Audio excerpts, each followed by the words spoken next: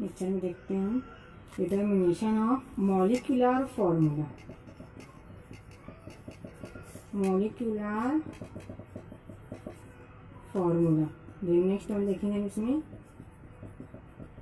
Empirical formula. First one है molecular formula, means हमारे पास जो कंपाउंड रहेगा, इस कंपाउंड्स में कितने मॉलिक्यूल्स हैं। अगेन ये मॉलिक्यूल किससे बनता है, with the help of different elements as well as items. हमें इसी चीज को देखना है इस मॉलिक्यूलर फॉर्मूले में कि जो कंपाउंड रहता है उसके अंदर कितने मॉलिक्यूल्स हैं और उस मॉलिक्यूल के अंदर कितने एलिमेंट्स हैं और कितने आइटम्स हैं। इन एलिमेंट्स और आइटम्स से मिलकर हर एक का प्रोपोर्शन, हर एक का कोएफिशिएंट, हर आइटम का, हर एलिमेंट का कोएफिशिएंट, अगेन हर आइटम हर एलिमेंट का प्रोपोर्शन, ये क्या होता है, डिफरेंट होता है डिफरेंट मॉलिक्यूल्स और कंपाउंड्स में। फॉर एग्जांपल अगर हम लेते हैं glucose, if you take glucose formula C6H12O6, यहाँ देखते हैं हम फर्स्ट जो हमारा आइटम है, ये आइटम है कार्बन, सेकंड वन है हाइड्रोजन एंड थर्ड वन है ऑक्सीजन। बट इस ग्लूकोज को प्रिपेयर करने के लिए इन्होंने प्रोपोर्शन लिए कार्बन को 6 टाइम लिए, अगेन हाइड्रोजन कितने टाइम लिया गया है, 12 टाइम लिए गए, ऑक्सीजन कितने टाइम लिया गया है, 6 टाइम। तो जो रहता है प्रोपोर्शन, जो रहता है कोएफिशिएंट, जो रहता है एक्सपोनेंट, और क्या कह सकते हैं इससे, एक्सपोनेंट किसी मॉलिक्यूल और कंपाउंड्स को फॉर्म करने के लिए ये होता है 6 कार्बन लेते हैं, 12 हाइड्रोजन लेते हैं और 6 ऑक्सीजन। तो इन तमाम के प्रोपोर्शन से क्या फॉर्म होता है, ग्लूकोज C6H12O6। ये होता है एक मॉलिक्यूल, एक कंपाउंड होता है। तो इसी बेसिस पर इन्होंने क्या मालूम करा है, molecular formula.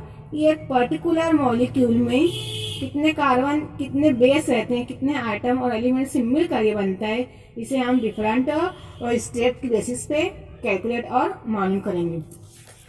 Therefore, we can say that molecular formula, बताइए, which indicate the actual number of items of the constituent element in a molecule।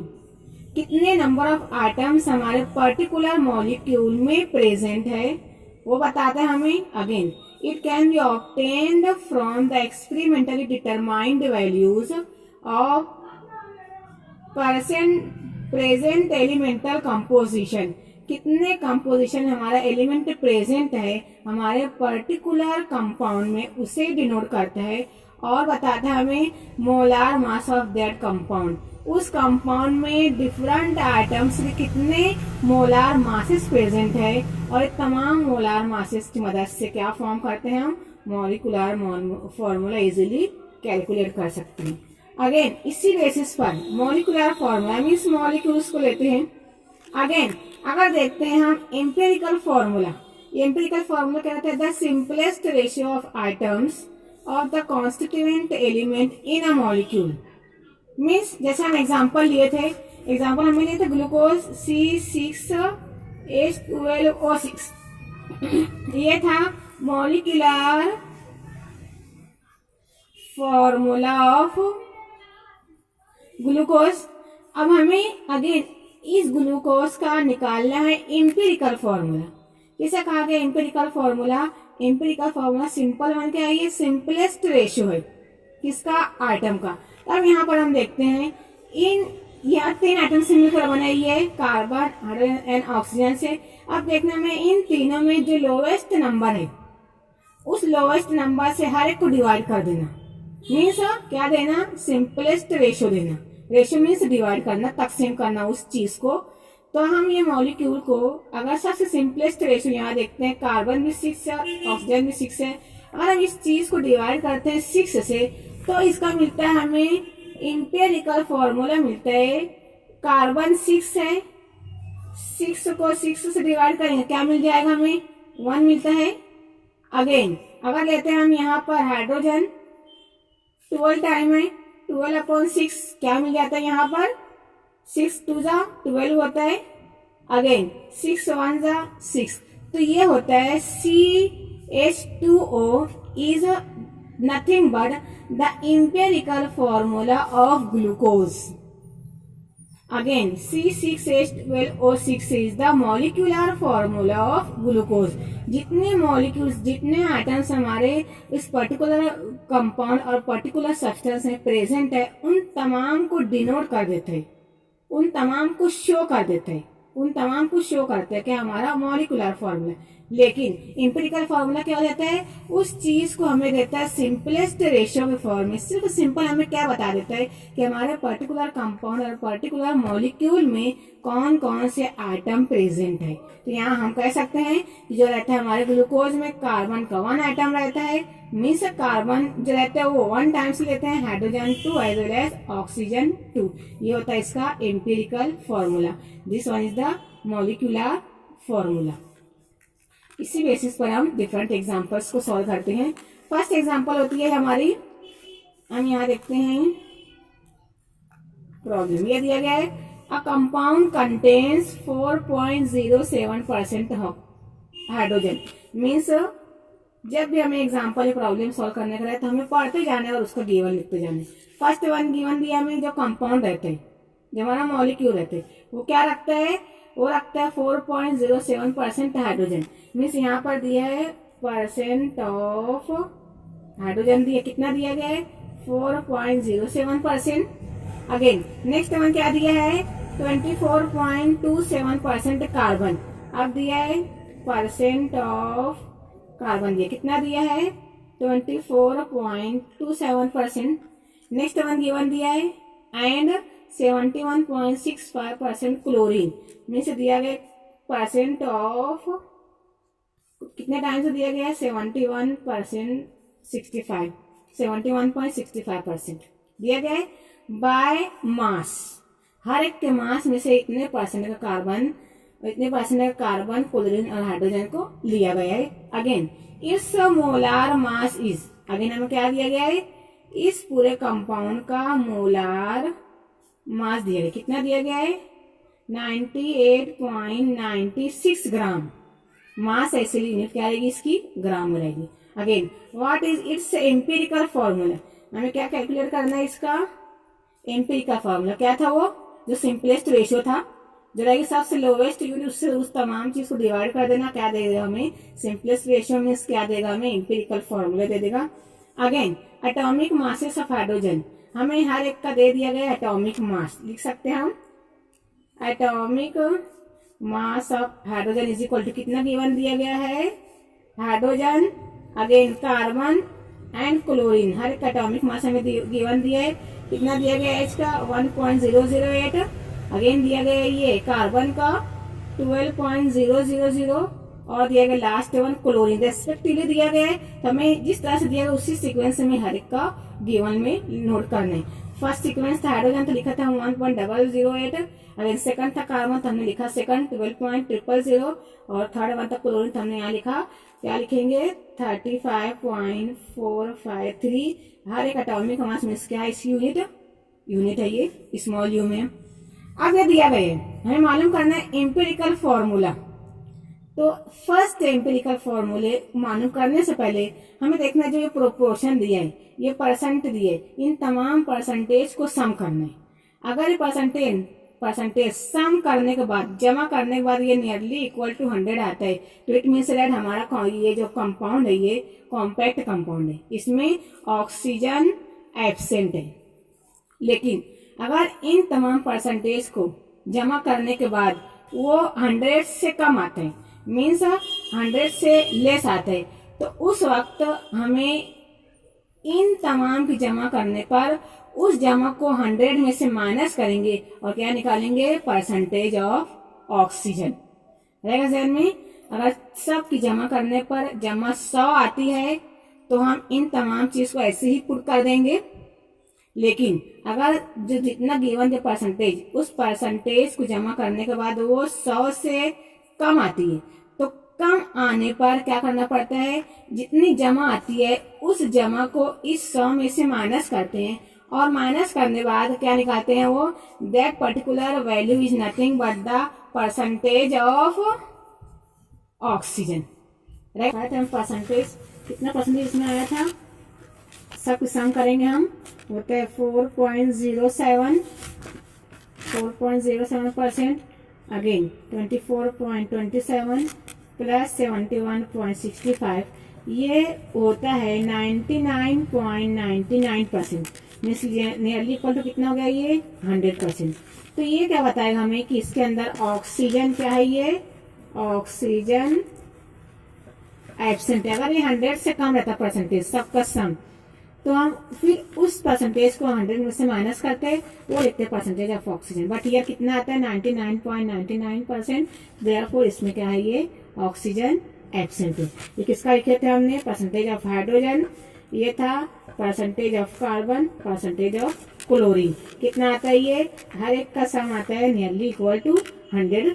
तो देयरफॉर हम यहाँ मालूम करते हैं अब first one, moles of hydrogen, moles of hydrogen क्या रहता है इसका formula, percentage of hydrogen upon atomic mass of hydrogen. कितना परसेंट दिया हाइड्रोजन का, 4.0%। इसका एटॉमिक मास हमें गिवन दिया है 1.008, ये नियरली इक्वल आता है 4.04 के। आगे नेक्स्ट वन लिखते हैं हम, मोल्स ऑफ, नेक्स्ट वन क्या रहता है, कार्बन। सेम फॉर्मूला है, percentage of carbon upon atomic mass of carbon. कितना परसेंट दिया गया इसका, 24.27%। अगर इसका एटॉमिक मास कितना गिवन दिया है, 12.000, ये होता है नियरली इक्वल टू 2.0225। अब थर्ड वन रहता है calculation, moles of, third one क्या है इसका, क्लोरीन। सेम है, percentage of chlorine upon atomic mass of chlorine. कितना परसेंट दिया क्लोरीन का, 71.65%। इसका एटॉमिक मास गिवन दिया गया है 35.453, ये नियरली इक्वल आता है 2.021। अगर इन तमाम जो मोल्स आए, इन तमाम मोल में जो सबसे लोवेस्ट वैल्यू है, उस लोवेस्ट वैल्यू को तमाम चीजों से डिवाइड करने। फॉर एग्जाम्पल फर्स्ट वन हम लेते हैं, जो लोवेस्ट वैल्यू इसके अंदर है ये 2.021। तो हम नंबर वन किसका, हाइड्रोजन का कितना आता है मोल, 4.04। इसको डिवाइड करें किससे, 2.021, तो ये आता है ऑलवेज, ये नियरली इक्वल होता है 2 के।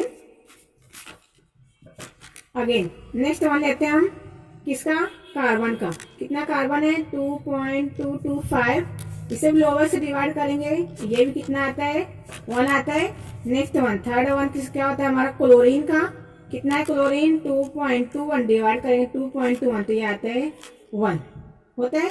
क्या होता है ये, सिंपलेस्ट रेशियो, मीन्स जो सबसे कम वैल्यू आएगी, उस कम वैल्यू को, जितने वैल्यूज है तमाम वैल्यूज को उस कम वैल्यू से डिवाइड करना। जब उससे डिवाइड करेंगे तो क्या हो जाएगा, हमारे पास सिंपलेस्ट रेशियो आ जाएगा। हमारा आता है हाइड्रोजन का 2 आता है, अगेन कार्बन का 1 आता है, अगेन क्लोरीन कितना आता है 1। तो therefore we can write here, ये शो करेगा सिंपलेस्ट रेशियो देते हैं हमें 2, सिंपलेस्ट रेशियो हमें देते हैं यहाँ पर 2, अगेन कार्बन रहता है 1, अगेन क्लोरीन रहता है 1। तो ये होता है 2:1:1। ये होता है हमारा हाइड्रोजन का, ये होता है कार्बन, ये होता है chlorine. Therefore we can write here, हम यहाँ लिख सकते हैं empirical formula for the given compound is, होता है कार्बन कितने टाइम्स है, 1 है, अगेन यार हाइड्रोजन कितना है 2 है, क्लोरीन कितना है 3। तो ये होता है एम्पिरिकल फॉर्मूला। अब नेक्स्ट वन हम देखते हैं, अब इसी एम्पिरिकल फॉर्मूला की बेसिस पे हम मालूम करेंगे, इनके तमाम एटॉमिक मासेस को सम कर देंगे, मालूम हो जाएगा एम्पिरिकल फॉर्मूला मास। क्या मालूम करेंगे हम, एम्पिरिकल फॉर्मूला मास। हर एक जो मास हमें गिवन दिया था उन तमाम मास को सम कर देना। फर्स्ट वन कार्बन था, इसका मास दिया था 12.01, सम कर देना। सेकंड वन H2 टाइम्स है, 2 इंटू कितना हाइड्रोजन दिया था 0.1.008। क्लोरीन कितना 1 टाइम्स है, मीन्स कितना गिवन दिया था 35.453। ये इक्वल आता है 49.48 ग्राम के। तो ये होता है एम्पेरिकल फॉर्मूला CH2Cl।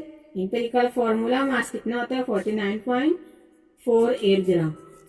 हम इसमें मालूम करेंगे अब ये जो वैल्यू होती है R, ये जो रहती है ये R, ये रेशो रहते हैं। किसका रेशो रहता है? Molar mass upon empirical formula mass. R क्या रहता है? ये रेशो रहता है मोलार मास का जो हमें गिवन दिए है। कितना मोलार मास पूरे होल कंपाउंड का दिया गया हमें 98.96 ग्राम दिया गया है। इस चीज को हम डिवाइड करें किससे? एम्पेरिकल फॉर्मूला मास से होता है 49.48।